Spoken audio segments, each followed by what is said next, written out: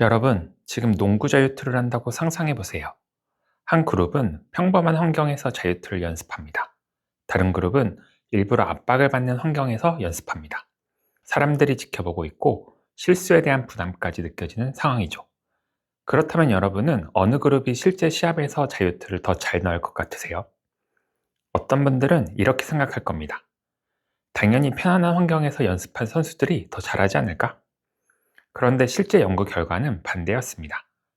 2009년 아우데얀스와 파이퍼스가 숙련된 농구 선수들을 대상으로 진행한 연구에서 압박을 받으면서 훈련한 선수들이 이후 압박 상황에서 수행을 더 잘 유지했습니다. 왜 그랬을까요?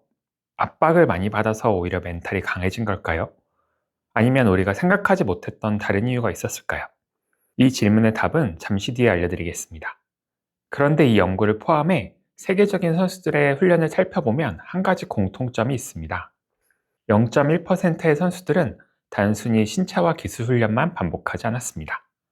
어려운 상황을 머릿속으로 연습하고 긴장한 상태에서도 수행하고 자신의 심리적 반응을 관찰하고 훈련이 끝난 뒤 그것을 다시 복기했습니다.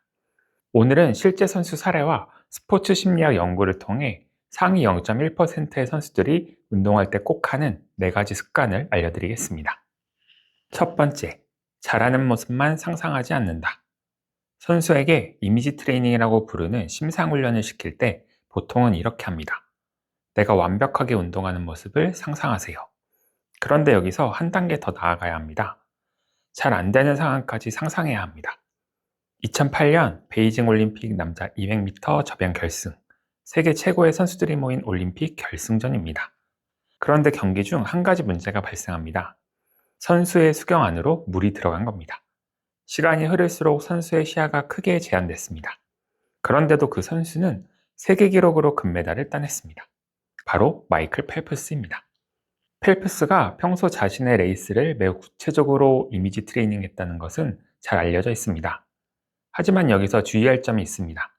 펠프스가 수경에 물이 들어오는 상황을 정확하게 예측하고 훈련했기 때문에 금메달을 땄다. 이렇게 단정할 수는 없습니다. 중요한 것은 평소부터 자신의 시합을 머릿속으로 미리 떠올려 보면서 예상하지 못한 상황이 발생하더라도 레이스를 이어갈 준비를 했다는 것입니다. 홈스와 콜린스는 2001년 패틀랩 모델을 제안했습니다. 이것이 이미지 트레이닝을 실제 수행과 최대한 유사하게 만드는 방법입니다. 패틀랩은 각각의 앞단어를 따서 신체적 상태, 환경, 과제, 시간, 학습 수준, 정서, 관점이라는 7가지 요소를 의미합니다.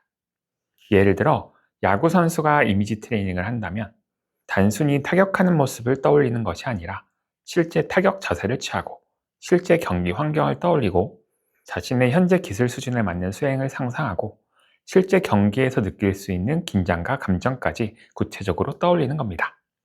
그래서 상위 0.1%가 되고 싶은 선수라면 내가 잘하는 모습을 상상한다 해서 끝내지 마세요. 투 스트라이크가 됐다. 첫 스윙을 놓쳤다. 예상하지 못한 공이 들어왔다. 그때 나는 어떻게 행동할 것인가? 까지 상상하는 겁니다. 잘하는 모습만 떠올리는 것이 아니라 어려운 상황에서의 내 행동까지 미리 연습하는 것. 이게 상위 0.1% 선수가 하는 첫 번째 습관입니다. 두 번째, 긴장을 억지로 없애려고 하지 않는다.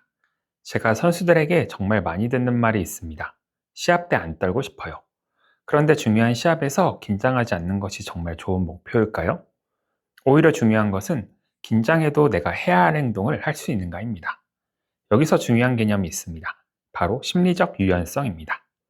불안이나 긴장을 무조건 없애려고 하기보다 그 감정이 느껴지는 상황에서도 자신에게 중요한 행동을 하는 능력입니다.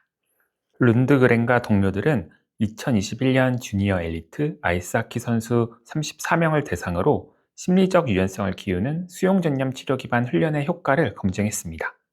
연구 결과 일부 객관적 수행 지표와 코치 평가에 긍정적인 변화가 나타났습니다. 다만 모든 효과가 추적 기간까지 유지된 것은 아니기 때문에 액트를 하면 경기력이 무조건 좋아진다라고 말할 수는 없습니다. 하지만 선수가 가져야 할 방향은 분명합니다. 시합에서 불안을 없애는 것이 목표가 아니라 불안을 느껴도 해야 할 동작을 실행하는 것입니다. 탁구 선수라면 떨면 안 돼가 아니라 떨려도 공을 끝까지 본다. 사이클 선수라면 긴장하면 안 돼가 아니라 긴장해도 첫 50m의 리듬에 집중한다를 목표로 하는 겁니다.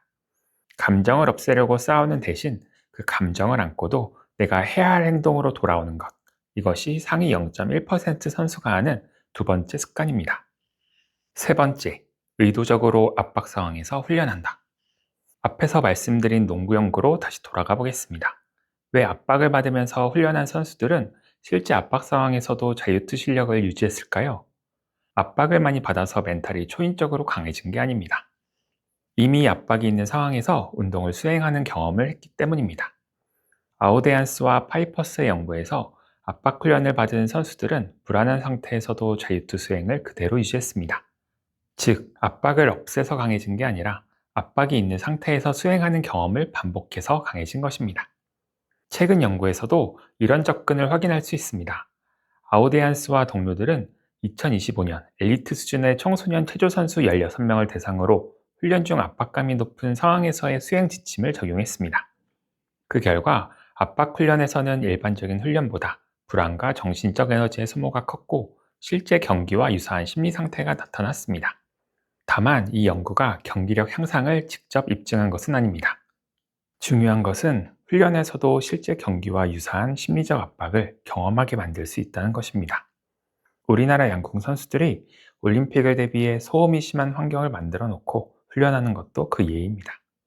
압박이 심한 훈련 상황에서 선수의 심장이 빨라지는지, 결과에 대한 생각이 많아지는지, 주의가 어디로 이동하는지, 실수한 뒤 얼마나 빨리 돌아오는지를 관찰해 실전에서 적용할 수 있도록 하는 거죠. 압박을 없애기 위해 노력하는 것이 아니라 압박 속에서도 수행하는 경험을 점진적으로 쌓는 것. 이것이 상위 0.1% 선수가 하는 세 번째 습관입니다. 네 번째, 훈련이 끝나면 멘탈도 재검토한다. 마지막은 재검토입니다. 오늘의 훈련이나 시합을 다시 되짚어보는 이유는 오늘 왜 이렇게 못했지? 나는 멘탈이 약해. 라고 자신을 평가하기 위해서가 아닙니다. 재검토의 이유는 나에 대한 정보를 찾는 것입니다. 훈련이나 시합이 끝난 뒤 딱 세 가지만 물어보세요. 첫째, 가장 집중이 잘 됐던 순간은 언제였나? 둘째, 집중이 무너진 순간에는 무슨 일이 있었나? 셋째, 다음 훈련에서 단 한 가지만 바꾼다면 무엇을 바꿀 것인가? 예를 들어, 야구 투수라면 첫 번째 질문의 답변, 풀카운트 상황에서 집중이 가장 높았다. 두 번째 질문의 답변, 제구가 흔들려 사고가 발생했고 3루 주자가 신경 쓰여 소극적으로 투구하게 됐다.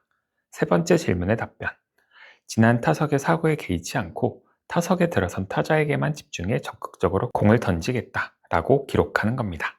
그러면 다음 훈련의 목표가 달라집니다. 주자를 신경 쓰지 않고 포수 밑만 보고 던지기. 제구가 흔들려 긴장감이 밀려올 때 이를 없애려 애쓰지 말고 기존 투구 루틴을 100% 수행한 뒤 공 던지기를 훈련할 수 있는 거죠.